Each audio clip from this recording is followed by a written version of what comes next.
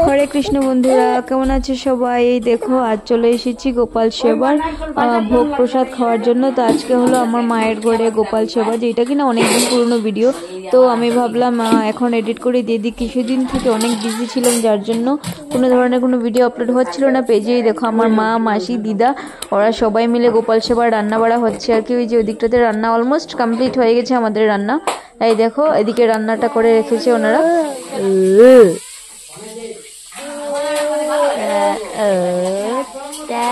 এই যে এই দেখো বৌদিকে কত সুন্দর লাগছে তিলক করে। বাহ মাম্মাম,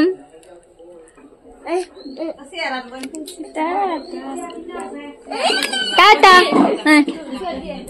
সবাই দেখো কাজ করছে আর আমি দেখো এখানে বসে বসে কি যেন একটা পেয়েছি, এটা দেখছিলাম। আর এই দেখো বনু এখানে কাজ করছে সবার বসার জন্য, গান কীর্তন করার জন্য। এই যে এটাকে কি বলে ভাই, চাটাইটা পেটে দিচ্ছে আর কি। আর আমি বসে বসে ভিডিও করছিলাম এখানে।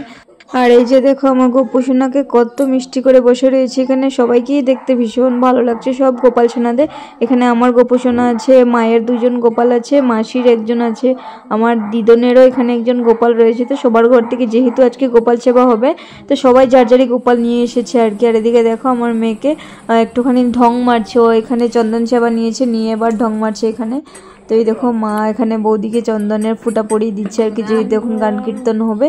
সবাই বসবো আমরা এখানে, বসে একটুখানি গুরুর নাম নেব, তারপর গোপুর আরতি করব, কীর্তন করব, তারপর প্রসাদ টসাদ খাবো আর কি। দেখো তো চলো এবার কীর্তনটা শুরু হয়ে গেছে, তোমরা একটুখানি শুনে নাও।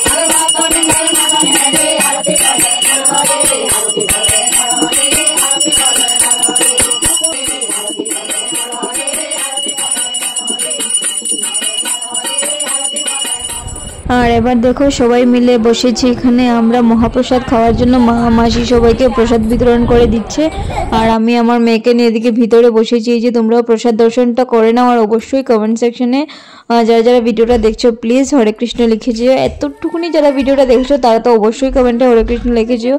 ভগবানের কাছে প্রার্থনা করব তোমাদের দিনটা, তোমাদের জীবন যেন খুবই ভালো হয়, সুখের হয় আর কি। তো এই দেখো আমার মেয়েকেও প্রসাদ খাইয়ে দিয়েছি, আর তারপর আমিও খেয়ে নেবো। তো চলো তোমাদের সঙ্গে এবার নেক্সট ভিডিও নিয়ে দেখা হচ্ছে।